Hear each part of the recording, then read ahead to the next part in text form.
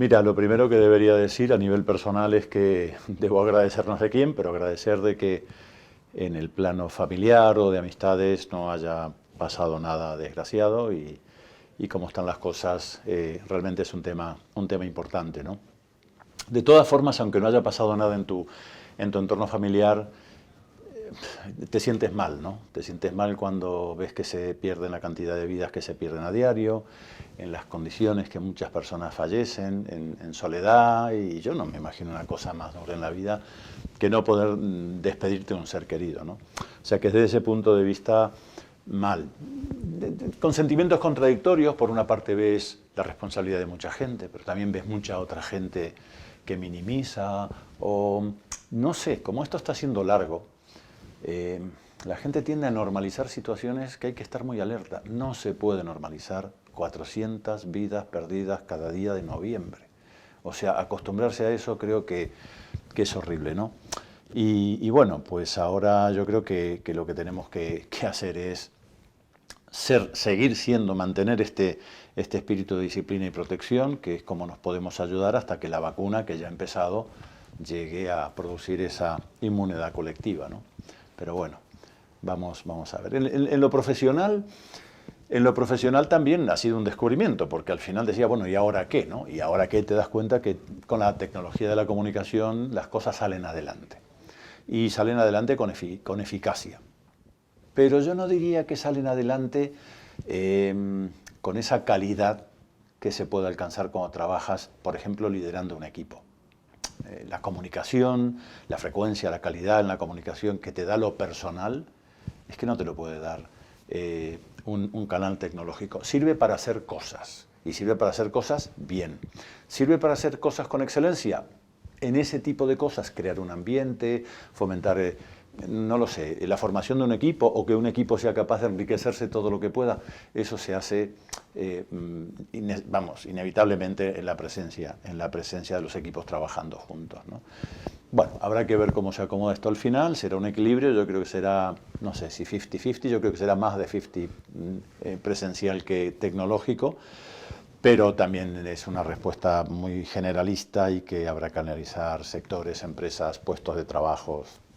Pero bueno, habrá que decir como conclusión que el salto que ha pegado la sociedad y el mundo laboral con el uso masivo de las herramientas tecnológicas es haber acortado 5 años o 4 años el ritmo que llevábamos antes de la pandemia. Bueno, yo creo que la primera es un mundo de confirmaciones. La primera confirmación es que tenemos una calidad humana en el Sistema Nacional de Salud, en el personal sanitario, que es asombrosa, Ya no solamente por la capacitación que tiene, pero el nivel de compromiso que ha mostrado, las condiciones en las que han trabajado en la pandemia los primeros meses, que por entregar, no es que hayan entregado horas, es que han entregado hasta su vida, muchísima gente. Entonces yo creo que ante eso, pues lo único que tenemos que hacer es pensar cómo podemos ayudar a cuidar de esta gente y a crearle las mejores condiciones para que pueda trabajar. La segunda confirmación, claro que es evidente. El Sistema Nacional de Salud estaba infrafinanciado, severamente infrafinanciado desde el año 2010-2011. Se viene diciendo repetidamente, pero no se ha hecho nada por incrementar, no digo la cantidad absoluta, pero sí el porcentaje sobre PIB. Estamos en un 6 pelado y depende cómo vaya, hay meses que hemos estado en el 5,90 y tantos. Todo el mundo dice que el mínimo es el 7. Entonces, yo creo que aplica lo que decía un amigo mío. El Sistema Nacional de Salud es buenísimo hasta que nos pusimos enfermos. Y ahí saltaron todas las costuras y quedaron en evidencia todas las debilidades. Pero es infrafinanciación en lo humano. Son pocos efectivos, hay un nivel de precariedad que es tremendo. La obsolescencia del parque tecnológico sanitario, pues es otro problema. El problema de la gobernanza. Aquí ha faltado liderazgo, aquí ha faltado coordinación, aquí ha faltado, que esto es grave, hasta lealtad entre las diferentes administraciones a la hora de respetar los acuerdos que se habían tomado.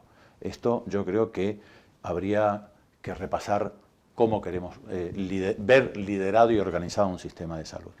Y luego, estando en 2020, es decir, 20 años metido en el siglo XXI, sigue siendo un sistema analógico. O sea, la mejor demostración, no somos capaces ni de contar lo básico. El caos de datos que ha habido es una muestra de no solamente la fragmentación, que sí, pero también la falta de el uso intensivo de la tecnología. La digitalización no ha llegado. A mí alguna persona que no voy a nombrar, pero muy relevante en el mundo de la sanidad, me dijo, pero si ya tenemos hasta la receta que es interoperable entre comunidades autónomas. Faltaba más, por Dios.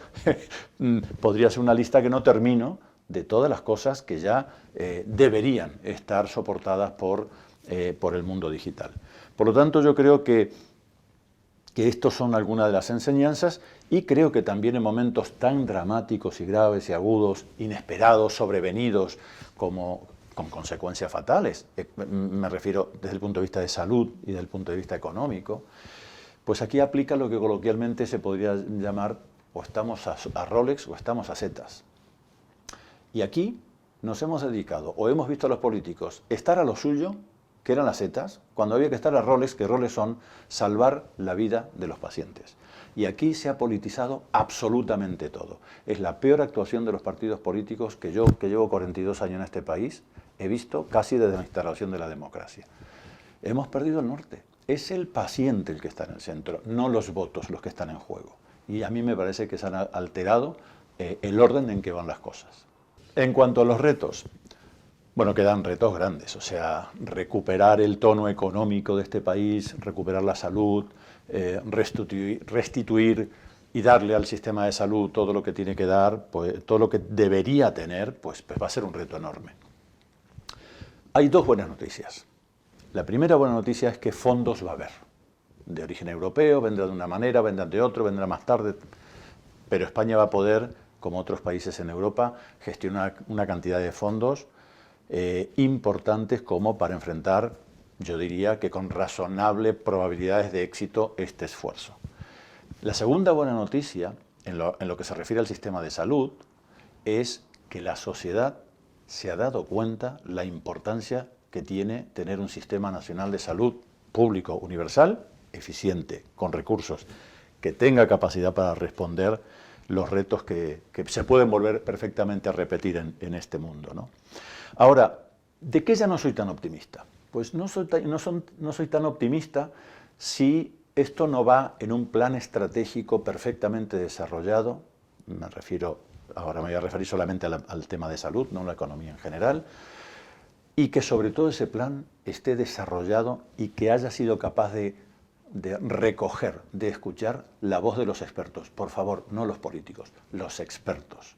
Los políticos son los que tienen que facilitar la ejecución una vez que se pongan de acuerdo.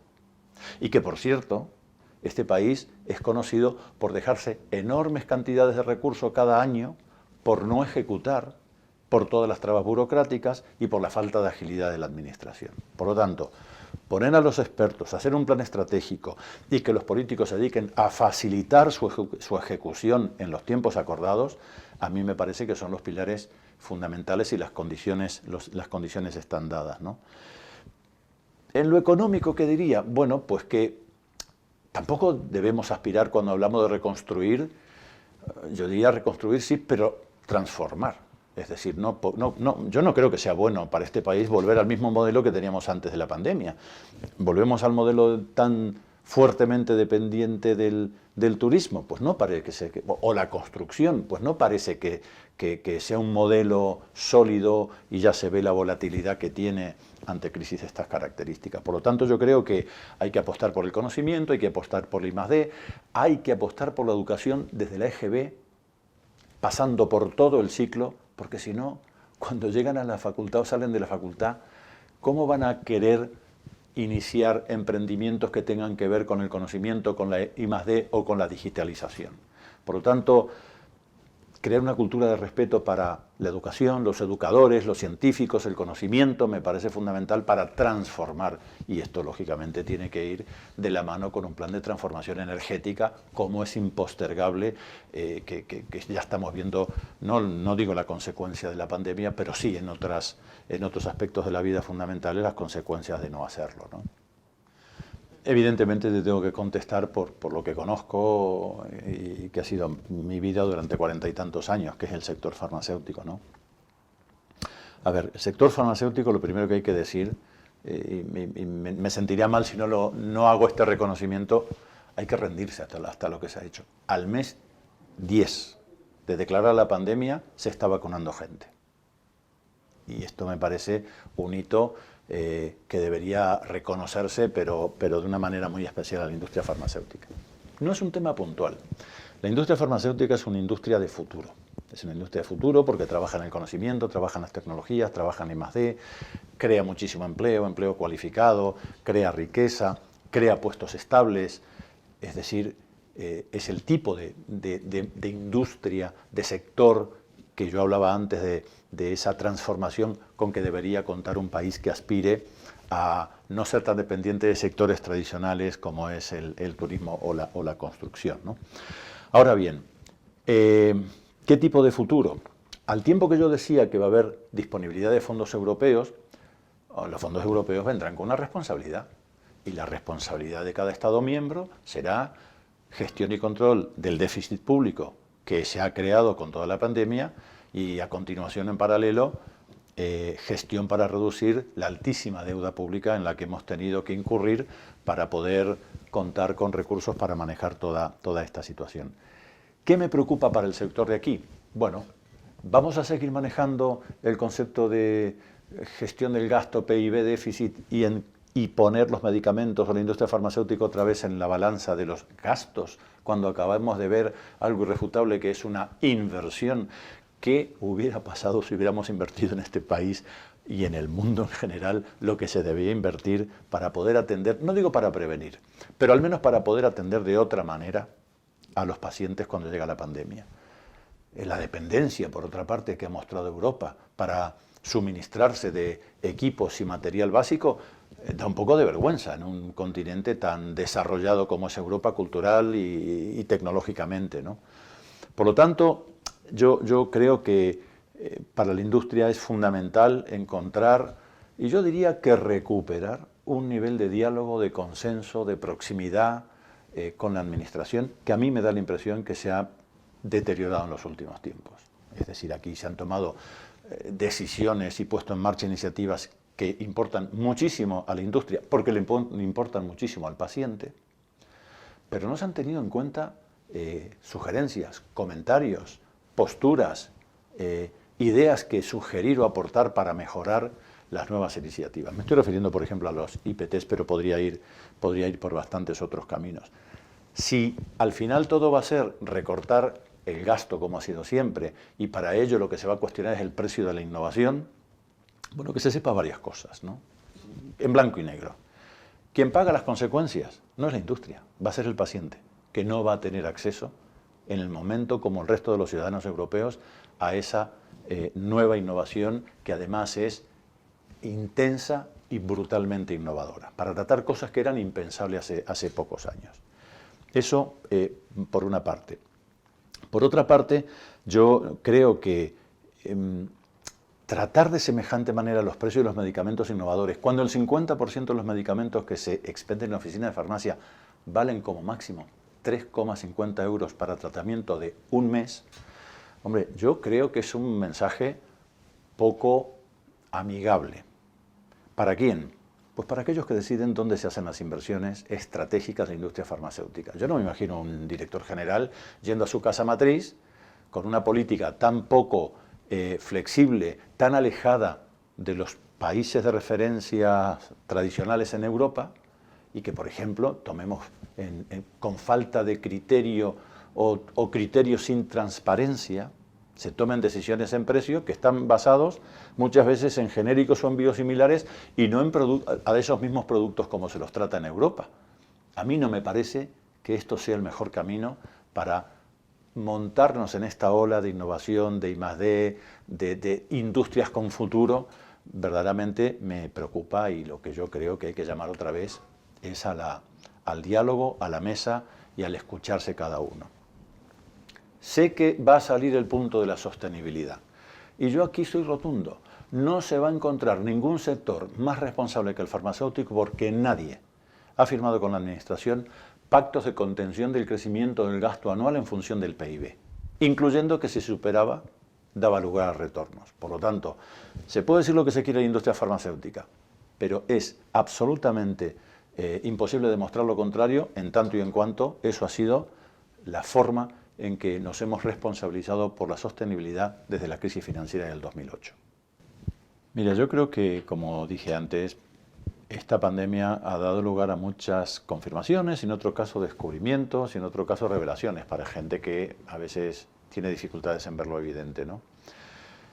Cuando la necesidad ha premiado, la colaboración público-privado, y yo diría la colaboración incluso añadiendo más estamentos que suelen trabajar muy en silo, porque aquí ha habido colaboración público-privado, pero ha habido colaboración incluso entre empresas competidoras, ha habido colaboración con agencias reguladoras, es decir, con gobiernos, con agencias, con industrias competidoras, independientemente de que sean público-privado, porque al final el objetivo era uno, conseguir rápido una solución para parar este tsunami que empezó en marzo, ¿no? Y te decía antes, ahí están los resultados. En 10 meses hay una vacuna. En 14 meses habrá más de media docena de vacunas. Entonces, yo creo que seguir por cuestiones meramente ideológicas, demonizando las bondades que tiene. Luego ya se puede discutir el cómo, las reglas de juego, los controles, la transparencia, todo lo que se quiera. Pero un querido amigo y exministro como Julián García Vargas siempre tiene una frase que me encanta, que dice: no somos un país tan rico como para tener dos sistemas de salud que no se hablan. Y de hecho es fácilmente entendible, la frustración del sector de la salud pública privada en España, ¿no? Porque no solamente no se le ha reconocido, bueno, pero vamos, es que las dificultades que están teniendo para ver las compensaciones económicas de todo lo que han hecho para colaborar poniéndose a disposición del sistema público, tampoco ayuda mucho, ¿no? Por lo tanto, yo creo que en este terreno también hay que aparcar la ideología a un lado y buscar qué es lo mejor para la sociedad y qué es lo mejor para el ciudadano en definitiva, que es el que va a recibir los beneficios o el que no va a haber resuelto los problemas que tiene en cada momento. Hablaba antes de la ideología, ¿no? Pues estos días estoy leyendo en la prensa pues ya voces que dicen que España se va a gastar entre 500 y 1.000 millones en vacunas. 500 millones o 1.000 millones. Claro, a mí se me viene el corazón al suelo, ¿no? Primero porque lo que han venido es a traer soluciones en forma de vacunas y tratamientos. En segundo lugar, yo no sé si el que opina eso se ha puesto a pensar un segundo de que en el PIB español solamente en un año se han perdido 150.000 millones de euros. Más lo que perdamos en el 22, más lo que perdamos en el 23, según dicen los organismos internacionales que va a llevar la recuperación.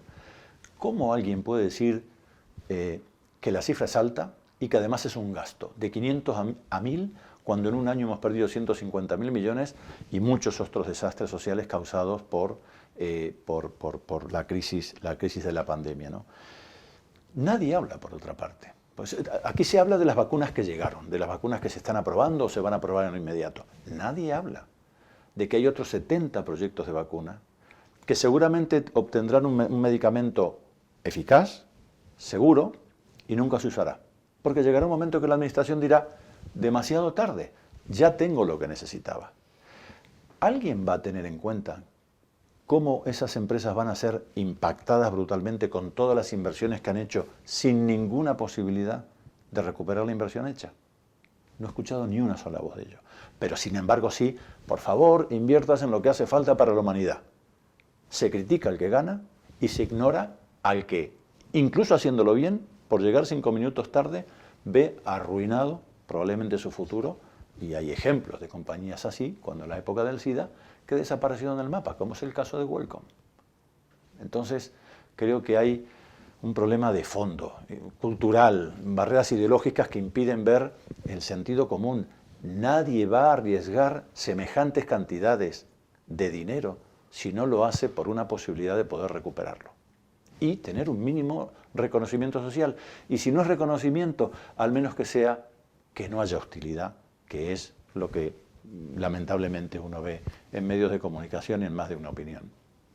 Lo veo, como te decía Ruth, con más optimismo que otra cosa, pero no me gustaría caer en la ingenuidad de pensar que porque es probable va a ser fácil. Yo creo que tenemos que estar todos atentos, lo que podamos aportar algo, pedir el buen criterio de que las inversiones se hagan alrededor, por y para un plan estratégico con el mayor grado de consenso posible, que se aseguren de la ejecución, porque no se trata de tener planes, sino planes y ejecutarlos a continuación, que por favor se llegue mínimo a ese 7% de PIB dedicado a salud, que es lo que dicen los expertos como mínimo, y que por otra parte empecemos a introducir en el sistema de salud elementos de gestión modernas, en la coordinación, en el liderazgo, en la tecnología, pero sobre todo solventando lo que nos ha dejado al aire la pandemia, como es el dolor de la fragmentación, que crea luego tantos problemas sociales, ¿no? Yo creo que la sociedad está consciente de lo que ha pasado y no deberíamos dejar pasar ese momento de, en fin, de conciencia y de urgencia que nos ha instalado esta pandemia a todos los sectores, ¿no? Y por último, yo diría que todo esto debería tener, no sé si, aquí sí que estoy siendo ingenuo probablemente, pero hay que decirlo y hay que insistir, que todo esto necesita un enorme esfuerzo de pedagogía, de educación y de comunicación. Pero eso tiene que partir desde la administración, de los medios de comunicación y de todos en general. Hagamos caso a los expertos, hagamos caso a los científicos, tengamos en cuenta sus opiniones. No puede ser que los que más influyan son estas periodistas o tertulias que han surgido últimamente que parece que saben todo siempre, cuando los científicos sabemos que saben de lo que saben, pero sobre todo saben lo que no saben, lo que dudan, que es al final lo que te hace progresar y lo que te aleja de cualquier situación de complacencia, ¿no? Por lo tanto, yo diría optimismo sí, pero vigilantes. Optimismo sí, pero trabajando y sin perder el norte, que al final es no podemos volver a donde estábamos, tenemos que volver y proponer a la sociedad pues un sistema de cobertura pública de salud mucho mejor que donde estamos.